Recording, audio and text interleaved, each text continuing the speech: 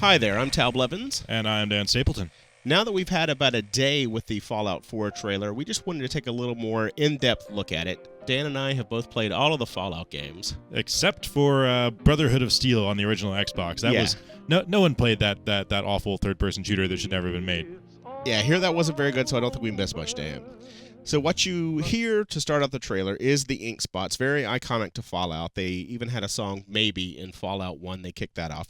Also in Fallout 3, they hit it off with I Don't Want to Set the World on Fire. Now, the song may sound very similar because the ink spots, that's just kind of their shtick. They always start out with that same guitar lick, that doo-dee-doo-dee-doo-dee-doo-dee. So it's great to see them back for Fallout 4. It really does set a good mood. Yeah.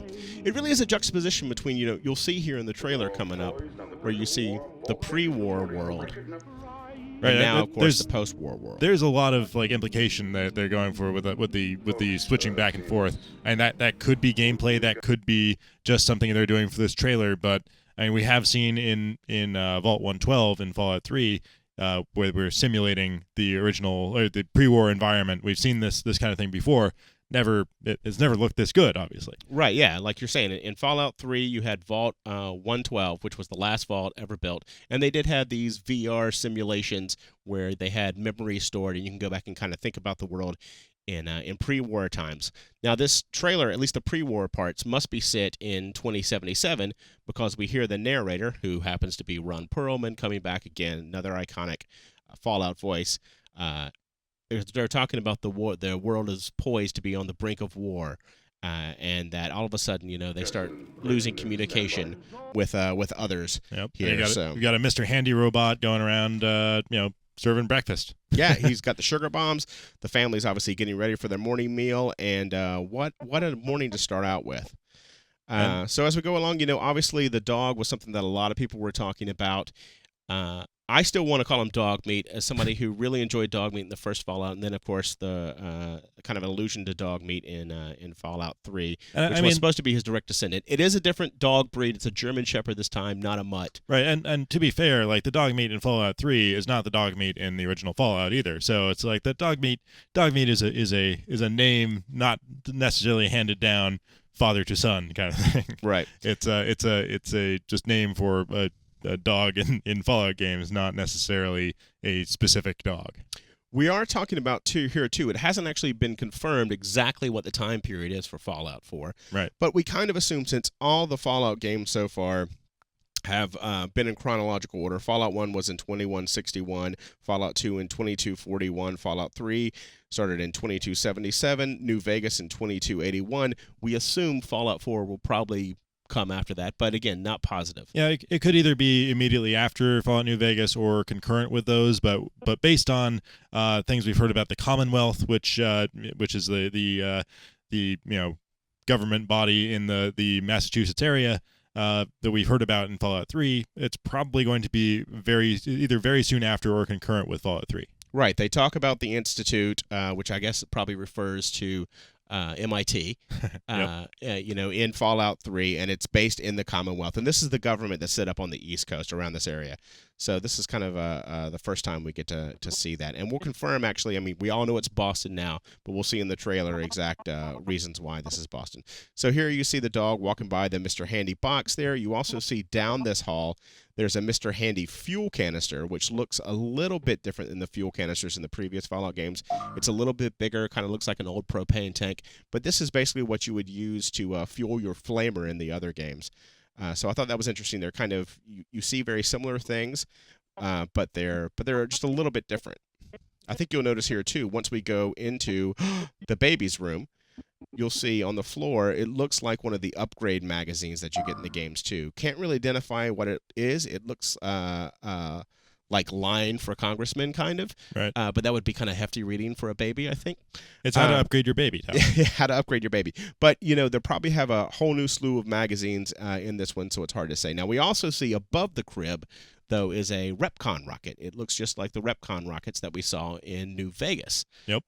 Do you remember that mission? Right. It was the Bright Brotherhood Bright Brotherhood of ghouls who wanted to launch this rocket and go on their journey to wherever.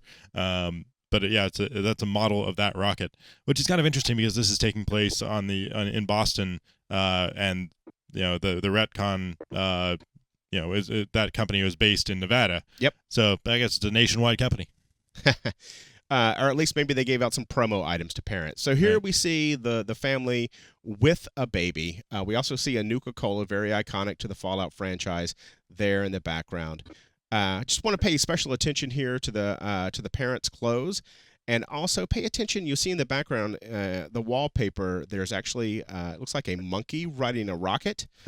Here we see the sad dog sniffing that Repcon rocket.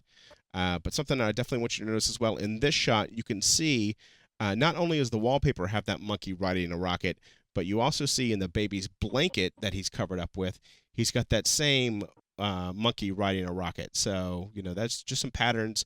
Then again, just remember those parents' clothes, because they're going to pop up later in this trailer again as well. Yeah, and we can safely assume at this point that baby is your player character. Yeah, I think so too, Dan. I tend to agree with you. We talked a little bit about that here at IGN, and we'll show you a little more bits of why we think that's your player character here.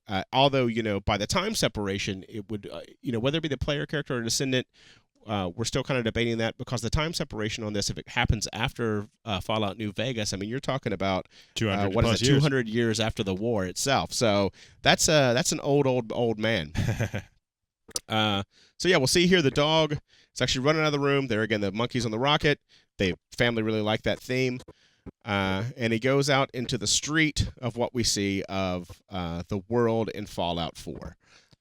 Now, one thing you notice immediately is that the game world itself looks a lot more colorful than what we're used to seeing out of Fallout games. It does. I mean, there's more hints of. I mean, just in the house on the right is a little bit blue, whereas in Fallout 3 it probably would have just been solid gray. They're just kind of highlights of color, which addresses one of the main criticisms of Fallout 3 and New Vegas, which was it was just maybe a little bit weird, kind of tiring to stare at for long periods of time. Right. It was 50 Shades of Gray, basically. Yes. But yeah, we'll see mentions of that, or we'll see more visions of that later in the trailer as well. Now, this again, obviously, a pre-war shot. You see a Vertibird flying overhead. As all hell is breaking loose now. This is after the radio announcement. There have been nuclear warheads dropped around the world. People are freaking out. The military's coming in, and we see everybody's running up to this area on the hill, which just happens to be where there's a vault up here. There's a vault you can see in the background there behind the fence. There's some military guys. There's a guy just in fatigues, but there's also a couple of guys in power armor. Yeah, and the Brotherhood of Steel and the Enclave were using U.S. military hardware. Exactly, power armor and hardware they found from the military. So this is just the military at the time in 2077. Fallout has always been, even though the world's in the future, it's kind of always been locked in this American ideal 50s world. Yep. So that's why you see, the dress of the commoners looks very much like in the 50s, and the colors and some of the atomic age art that you see. But you also see, they're not letting everybody in. There are only certain people that are getting in. They're not even letting this poor police officer who's down here in. So yeah, it's a very select group of people who are actually getting through. And part of the lore of the vaults is that they were not necessarily just to protect people from nuclear war, but also they were going to conduct social experiments on people. So they were selecting certain people to go in there because they had their experiments all set out. Now you also see, of course, the very iconic Vault Boy up on the billboard that says "Prepare for the future," and it doesn't look like it's going to be a very bright future. This is an area, we can where you get the narration by Ron Perlman, the classic line, "War never changes."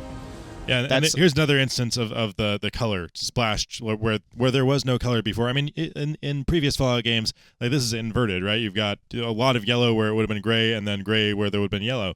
So it's I mean, on the numbers anyway. So it's just they're putting it anywhere they can, it seems. Yeah.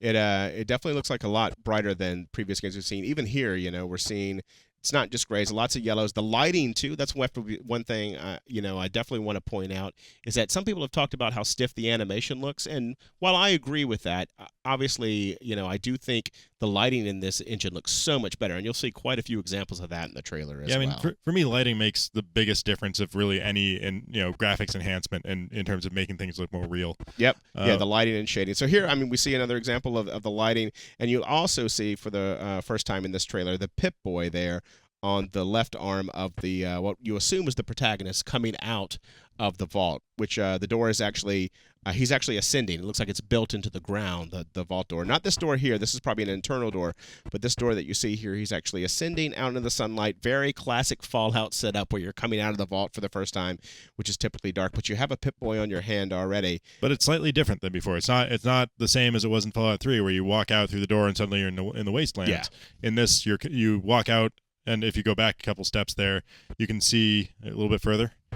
There you go. You can see right there's a platform right outside the door, and that's the elevator that takes you up into the real world. Exactly. It looks like it has that little safety gate that they hit if you're going up on an elevator. So it looks like that one leads directly up to this ascension that our protagonist has gone through. Yep. So here's probably the suburbs of the Boston area, and utterly destroyed. But here we see our first glimpse of actually a confirmation of Boston.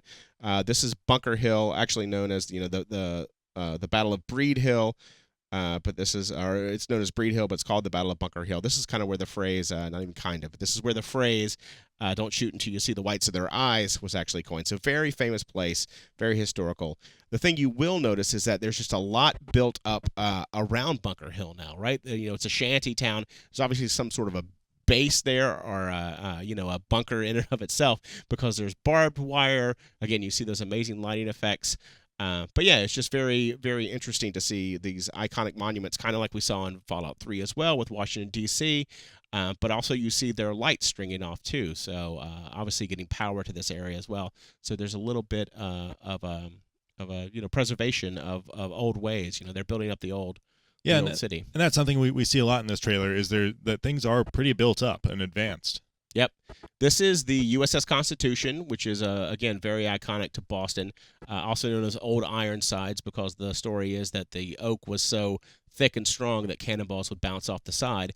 But you see it kind of retrofitted with these huge engines. Kind of reminds me of the Yamato from Star Blazers, Dan, where they've taken like an old ship and they've retrofitted it to be kind of this futuristic ship. Now, we don't know if it flies, but we do see later in this trailer that there are flying ships, like airships. So it's not outside the realm of possibility that this ship is retrofitted to fly and is landed here, because it looks like the only other way it could have gotten there is if like a tidal wave had carried it there. So right? That's my theory. My theory is that there's a tsunami, and I have quite a few bits that I'll show throughout this where I think there was a big tsunami, like a nuclear warhead hit, out in Boston Harbor or something, created a big tsunami and carried a bunch of stuff inland, because there's a few ships in these shots where there's no water around, and how they got there, you don't know. I mean, it looks like this is resting on the tops of these old buildings, one of which is a bank. You can see the word bank in the background. Now, whether that actually be a functioning bank and anything going on there, or just, there have been banks in Fallouts before that you can explore, but, who knows, maybe they added a new storage system or a new currency exchange system or something like that to Fallout. Yeah. But it definitely looks like people are using this for something. There's working searchlights on it. Everything looks in good working order on the ship as well. Right. I mean, to my eye, it seems like it's in too good of shape to have been thrown there by a tsunami. That seems like it would have done a lot of damage to the ship as well. People have been rebuilding the city, so maybe they rebuilt the ship as well. They obviously added the engines on. But why would it have the engines, Tal? Why would it have the engines? Well, they obviously added those. Right. So it could be there's a quest to get this thing operational and flying. Right. So yeah, here this is almost right out of New Vegas, right? It feels like a New Vegas strip, but it's actually an area in Boston that no longer exists in the real world. Yeah, Scollay Square. You see it up there in the upper left of the screen. Scollay Square was actually an entertainment district in Boston. It was torn down in the 60s, but this is where the Marx Brothers used to perform. They had a lot of vaudeville shows there. It was kind of a theater and entertainment district, and you can actually see all of that still kind of susses out here in this image as well, because there's a standing placard over to the left that says "Girls, Girls, Girls," right next to Memory Den. So whether Memory Den we theorize maybe it's a virtual reality bar. We don't know if you coming in and get some of those memories. It might just be a strip club. Yeah, I think it's likely to be based on the same like memory simulation technology that we saw in Vault 112 and Fallout 3, where you'll go into a pod and basically dream that you're in like an elaborate strip club or something. We do see a figure here with a hat on and a trench coat that looks very similar to the mysterious stranger that has been in the previous Fallout games, which is a perk that you can get, who's basically a companion who helps you for one battle. Yeah, he'll randomly show up and like shoot somebody that you were about like didn't quite kill. He'll come and show and finish them off. Yep. And then vanish if you have that perk. But if that is him, then this is the first time that he has appeared as a character in a Fallout game. Exactly. So that'll be interesting. We'll see if that conversation goes. Also, again, just to point out, you can see all the working lights here and, the very dramatic lighting. It looks very film noir. Yeah, and they're even like working streetlights up there, although they seem to be kind of ornamental. We don't see any cars in the area. Yeah, it made us wonder, if there are vehicles in here because, like Dan's saying, there are working traffic lights up there above. So it'll be interesting to see if that's part of the game. And there's a poster behind him there that appears to be advertising some kind of act. Also, you can kind of see it here. There's a little flash of light and a little drop that you see here. There's also a puddle on the right-hand side. And this can point to maybe the weather effects that we're going to see in Fallout 4. Yep. So that'll be interesting. Maybe the weather will change as you go through the wasteland instead of just, day-night cycles. Here we see a Brahmin, again, very iconic. This is usually what you see it all loaded up. I don't see a merchant around necessarily. Maybe they're on the other side because they usually have merchants and guards, or maybe this is just a merchant outpost. But you also see the power array there, the power tower. Right. And we were speculating that maybe this is a power station that's been converted into a radio station, and maybe that's the kind of place where we might run into Three Dog. Or it could just be somebody who has used this power tower as just a frame to build a house around. Yeah, because you can see there's a structure there. Yep, and there's a person standing outside, with a gun, and some other buildings in the background. But yeah, maybe this is in a suburb area of the city. Yep. So here we see two super mutants. It looks like one's a brute because he has a gun and has some extra armor, some chest armor. Maybe the other one's just a regular super mutant. But also, you can see the cage that they would and a meat bag hanging up in the background there next to this metro train. So that's a neat shot just to show that the super mutants will be around again. Doing their super mutant stuff. Doing their mutinying. A Protectron here. You also see a working crane. Yeah. Which seems like it's in very good order. So maybe you use that either for a quest or maybe that that goes to show that they're probably rebuilding the city. Well, yeah. I mean, if you look in the background there and if you see some buildings that look like they may be under construction, like people have taken maybe shipping containers and turned them into buildings and skyscrapers, really. Yeah, it looks like I wonder too. You see the color, but I wonder if you get to see like all the verticality of the city. This is by far the tallest buildings that we've seen in a Fallout game. Yeah, it looks a lot bigger than Tenpenny Tower, doesn't it? Yeah, and I really wonder if we'll how much you'll get to explore of those. Now I wonder if I'll be able to throw somebody off the top. The city looks a lot more detailed than ever before, so very curious about that. But like you're saying, it looks like shipping containers to me too, and and we see a sign in the background that says Bay Center, maybe Bay. It looks like an AL too before center, so maybe Bay Medical Center. Maybe it's South Bay Center, which is a shopping area in Boston. And on the right, we see another. Oh, that's right. Another thing that says the clover. What was it? Yeah, it says four leaf. Four leaf, and with a shamrock on top. So goes to the Irish roots of Boston. And that could be a casino. It could be. Who knows? I mean, it's been a while since there's been a Fallout without a casino in it somewhere. Yep. So I imagine you're probably right. But that's a good catch there behind that crane. I didn't even see that. So here we go. We see a creature roaming around the sand. It looks a lot like a Mirelurk, but at the same time, if you look really closely, it's not bipedal. It's not walking on two legs. It looks like it's on four legs, so it looks like maybe either probably a variation of a Mirelurk, maybe a completely different creature. But it looks very Mirelurkish. It almost looks more like Skyrim's mud crabs. Yeah, like they're just so it's shorter and squatter. But obviously still has those big pincers and is crab related in some way. I mean, maybe there's a lobster tail under there. We can't tell. I guess a lobster would have big antenna. Probably not a lobster. It'd be delicious though. Boston is known for its lobster and crab, Dan. That's right. Yeah, they couldn't have a game set in Boston without giant crabs. I also want to point out that's a ship in the background. It is. It's a big hull. You can see the skeleton where it's kind of rotted away. And again, it's inland now. It might be on the coast because of the sand, but something moved that to get that ship there. So that's again why I think maybe a huge tsunami hit and brought some of these boats that were in the harbor inland. But yeah, you can definitely see it's a ship because it has a you see the piloting house back there. You see a radio mast for it. But yeah, it's very interesting to me that we're seeing like all these boats that are inland. And it looks like there's been a city built on top of it, much like the overpass city in Fallout 3. I forget what it's called, but there's an overpass city. It looks like a similar situation is going on up there, like people have settled up there.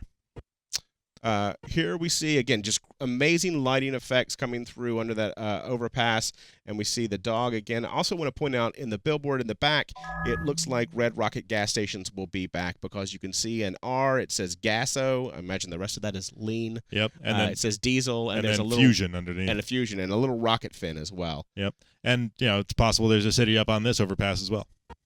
Very true. Deathclaws. Yep. Oh man. Good old Deathclaws. They were jerks. Yeah, and this guy looks a little bit beefier than our typical Deathclaws. Like his horns look a lot thicker, and his back spines look a little bit more, thicker and meatier. Well, not meatier, but you get the idea. You Bonier. make him sound delicious, Dan. Deathclaw probably is delicious. He's walking through a playground. You see a little swing set there, so those poor children. But this looks like a lot more brown and gray, what we're used to seeing in Fallout games. So maybe an indication of this area was hit a little more with the radiation. That's why survivors don't want to build out there. That's where the Deathclaws are too. So obviously, probably not worth colonizing out there. Yeah, and just there's very little to no vegetation, whereas elsewhere in this trailer we do see quite a bit of regrowth. This place got nuked pretty hard. Yeah. Here we see a Vertibird, but this one looks really weird to me, Dan, because you'll see the flanges or the spikes on top. Also, the window looks slightly different. The tail looks different, too. Yeah, the tail looks different. So it looks like a modified vehicle. So, we've been seeing a lot in this trailer, hints and bits of maybe modifications that you can do. I'm wondering now if you can actually modify flying vehicles. It's possible. I'll be kind of surprised if Bethesda gives us access to one of these that we can fly ourselves. For the same reason they haven't given us cars we can drive. They seem to really value, and in conversations I've had with Todd Howard in the past, I know they really value having people actually walk through their worlds. They won't want us to fly over it and just skip it, right? Except for fast travel purposes. Now this could be a Commonwealth vehicle as well too, because we haven't seen much about the Commonwealth. We've only heard about them. So maybe this is a Commonwealth. We do see somebody in power armor there, manning a gun. Maybe this is at a communications array that the Commonwealth runs. We'll just have to see. Here we see maybe some feral ghouls. They look a little bit different this time, though. They do look very different. These guys are just kind of, I don't know, fleshier. Maybe they're somehow fresher ghouls. It's weird, but I also really like how those guys move. I mean, there are plenty of valid complaints about the way humans move in this trailer. They do seem a little bit stiff, but man, those ghouls are moving, pretty convincingly like feral zombie kind of angry dudes. Yeah. Well, and just look how many of them. I mean, they keep going back and back too. And it looks like you're really seeing in this scene a lot of the new physics engine that's going to be here, because you see boxes flying, you see shopping carts flying. It looks much more dynamic than the older Fallout games. I mean, all those games, all the Bethesda RPGs have had pretty flexible physics systems. Like all these objects would have been movable in those games, but especially in the console versions, we didn't see this many objects being kicked around at once. And it looks like a lot more realistic movement to me as well. Yeah, they've definitely made use of their newfound processing power to really make that more convincing. So this to me looks like an entrance into Fenway Park, and obviously you can see the diamond above the big doorway there, and the baseball statue out front, which I assume is Ted Williams, but maybe they couldn't use the exact one that was outside of Fenway Park right now. We'll see that logo again, so remember that. But you also see a guy out here. Maybe this is this is probably a separate faction. He's guarding outside, but you see the door opening here, and you see what looks like to be ticket booths inside too, which leads me to believe that this is one entrance into this city, which is part of Fenway Park. Yeah, I bet it's like a bandit band that has adopted that location and that symbol. Could be, yeah, and it could, maybe they're called the Swatters, because you see a sign here that says Swatters Custom Baseball, along with the iBot flying by, which looks like it's been modified a little bit, because you see like an antenna kind of tied on top, or some sort of modification to the iBot there as well. But you'll see, in this site, you can actually see it says Diamond City Surplus overhead, and there's that exact same logo. So I imagine this is inside of that door. That's a good point. I take it back. That's probably not a Bandit group. Probably not Bandit. But it is some sort of a faction city or a faction area where you go in. You see, obviously, that big modified bat with all the nails sticking out of it, which is really cool. Yeah, that's a classic weapon. Now, Chemicare. Yep. Now, the thing that actually was we struggled to read this in the trailer, but that yellow sign there on the left. If you see the yellow sign with the flag above it. Yeah, that one actually says Commonwealth weaponry. Yeah. So that's I think the only actual confirmation we have of the Commonwealth in this trailer, but that's really all you need. Yeah, we haven't really seen their outfits that we know of, at least, but that does say Commonwealth weaponry, so that was an interesting find. Right. Also, power noodles. Yeah, I want some power noodles right now. I'm a little hungry. So here we see a huge airship where we've never seen before. And it's over the Paul Revere statue in the Old North Church flying overhead. Now, we do know from Fallout Tactics that the Brotherhood actually equipped a bunch of airships and sent them out to search for super mutant activity back east. Maybe this is one of those airships that made it all the way out. Maybe it's a completely different faction. Maybe this is the Commonwealth. Yeah, we don't even know for sure if Bethesda considers Fallout Tactics to be canon. Maybe they've just taken some of the ideas from that one and rolled them into this. But yeah, that was the Brotherhood in the West that built those the California Brotherhood to send them back east. Yeah, right. So they built airships to send them and to hunt down the super mutants and even make contact with Brotherhood elements in the East. Yep. Again, more lightning, more rain. So seeing those weather effects. And, just goes to show you that how well these monuments in Boston have been preserved, that you're going to see a lot of areas. If you know Boston very well, you're going to see some areas that you recognize. You can also lease that building next door. Here, just a shot of the Vertibird. Again, red rocket you see, so definitely going to come back. The logo's a little bit different than we've seen in previous games. But I think and a close-up of that power armor. Yeah, and good view of the power armor. And this shot gives you a really nice view of, just the city and how many places hopefully you're going to be able to explore. It looks really detailed. We also see, kind of in the center of the frame now, GNN. Now, in previous Fallout games, we had GNR. We had the Galaxy News Radio. GNN makes me wonder, Dan, if the Galaxy News Network, if we're actually going to have television broadcast now. Is Three Dog going to be on the TV now? It's possible. Or it could be that sign is falling apart and it's actually IGNN. It does look similar to our logo. That is true. But yeah, I just found that interesting that maybe we have a television station now instead of radio. Maybe they've actually, because it looks like they've done a great job at rebuilding the city, maybe they've actually gotten to the point where they have some sort of a broadcast. Now, like and if you go to the next shot as well, like the scale of this is really pretty impressive, and the detail in all these buildings. Bethesda is really known for making their worlds like anywhere you can see you can go. So it gives me confidence that we'll be able to go anywhere we see here. Maybe not on the rooftops, or maybe on the rooftops, who knows? But being able to explore all of those buildings is a pretty enticing idea, especially like that big tower there. And this is a shot, too, of the Massachusetts State House, which is, again, a very iconic building in Boston, and was also in The Last of Us. So, it's appeared in multiple video games now. And again, just shows you how great the lighting and the colors and everything looks. So here we see the dog again outside of the Vault 101 in post-war and pre-war. One little thing to point out, we don't even necessarily know what it means, but that red valve is in the post-war shot, but not in the pre-war shot. So kind of interesting.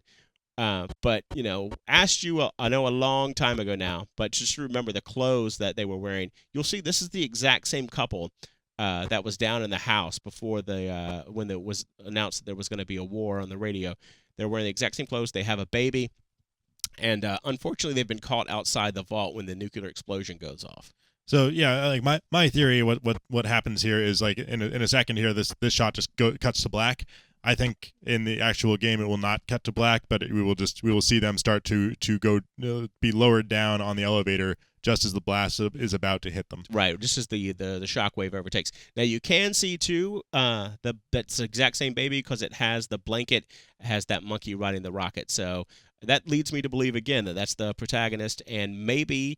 Just like in Vault 112 also had cryogenic equipment, maybe Vault 111, which was built right before 112, had the technology to have cryogenics, and maybe you were just frozen over time and have been thawed out, and the protagonist is now a grown man, but it's the exact same one we saw. Our woman.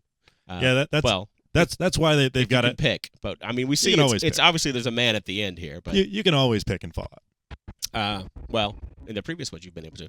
So coming here the end of the trailer, but some very interesting stuff here. The dog's hanging around what looks like a Red Rocket gas station, and we see power armor that's actually being either constructed or repaired or modified. So this is something you haven't been able to do before in Fallout games. And it definitely looks like you're maybe building from different pieces, even because some of it looks like Brotherhood. Yeah, the helmet and shoulders are just straight up Brotherhood of Steel armor. Everything below that it seems cobbled together from a bunch of different sources. Probably a bunch of different robots. We saw like a Mr. Handy that's been stripped for parts, and it's actually power armor is pretty rare in the Fallout universe outside of the Brotherhood of Steel and the Enclave. So if you're able to build your own set of power armor, that's something interesting. Yeah, you see a collection of upgrade magazines in the back there as well. You see a Vault Boy bobblehead.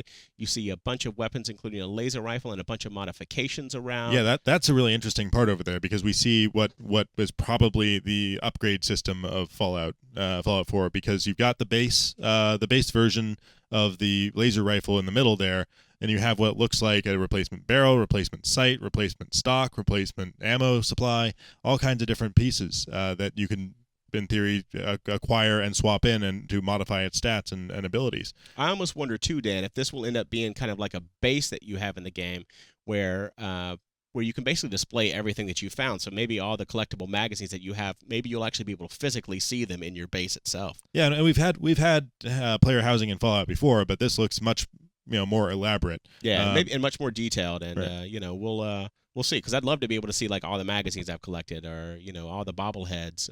You were able to see the they've had bobblehead display cases before, and there's a bobblehead right there on the left, obviously. But the magazines and everything like that, that would be very interesting to me, and your weapons and everything actually represented in your base. So here we see what we assume is the protagonist coming out. We see leaning up against the side of the Red Rocket, you can see the RE up top, so it must be a Red Rocket gas station.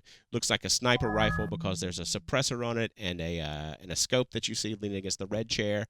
But you see our protagonist with his Pip-Boy, which is not the Pip-Boy 3000. It is not the Pip-Boy 3000 at all, because there's no buttons on the bottom. The dials are in slightly different places, and actually there's no Pip-Boy logo, at least that I could detect on that. Yeah. So it makes me wonder if he built this himself, and that's just something that you can modify. Could be a cheap knockoff. Yeah, could be a Pep Boy. Oh, I guess that's copyright Pep Boys. Could be a Poop Boy. No, don't say Poop Boy. Oh. A Pup Boy for the dog. Oh, there you go. Anyway, it's just interesting to me that we don't see Pep Boy logo on there like we're used to seeing. So I wonder, if it's something that he built. Also, it looks like in this shot you can kind of see the Vault Tech suit that he has. Or the Vault 111 suit that he has. It looks like it's some sort of a mesh fiber, definitely tighter, more elastic than the jumpsuit that we're used to seeing. It looks like it's made of the same material that every superhero costume is made of now in the movies. That is true. But yeah, in the previous ones, it seems a little bit. It's been more kind of canvasy, and this one looks kind of rubbery. Yep. This is also the part in the trailer where the main character actually speaks and has a voice. Yep. Which we can't decide whether it's Nolan North or Troy Baker. But it's one of two. They're I've the got only my money. guys who voice video games. Yeah, I've got my money on Troy Baker. Yeah, myself. I think it's Troy Baker as well. Some other people thought it was sounded like Nolan North. I think it sounds like Troy. But yeah, we'll have to see if that's something that actually carries through the game, or if that's something they only did for the trailer. You also see what looks like either a crashed plane or a train or something like that in the background. Over to the left there. So again, just different places to explore, and you can see the destruction. But if it's a plane, obviously, we can theorize that it got knocked down maybe during the nuclear blast. But yeah, this is very cool to actually see that the character really does look like an amalgamation of the parents that we saw from before. It does make me wonder, though, Dan, if you will be able to create a character this time, and if you'll be able to play as either male or female. If they have fully voiced. I think they're absolutely gonna they're going to keep that tradition. They kept it for the previous games. Mass Effect proved that you can obviously do both male and female characters, have them totally customizable. You still only have two voices to choose from, But and you know what? I'll bet they'll give you the option to turn off the voices if you want. It's very true. Yeah. Well, and when it was a baby too, you couldn't really tell the sex of the baby. So. Exactly, and Bethesda has been pretty good about letting us coming up with introductions to a character that allows you to create your character from scratch. Yep. I think it's kind of hilarious that we'll be walking around, at least at first, in Fallout 4 with a Roman 3 on our back. I thought it was interesting too. The shot of the weapon definitely shows a lot of mods on that weapon. Yeah, too. it's got like multiple stages of scope on there. It's kind of an old timey sniper scope he's put together. It looks like some sort of a bolt action rifle or some sort of a rifle. Yeah, if you back up a couple frames there, it's got something duct taped onto it there. I mean, that could be a piece of electronics. It's hard to tell here. It could be a grenade launcher strapped to the top of that. Yeah. Actually, you know what? Is that a grenade launcher altogether?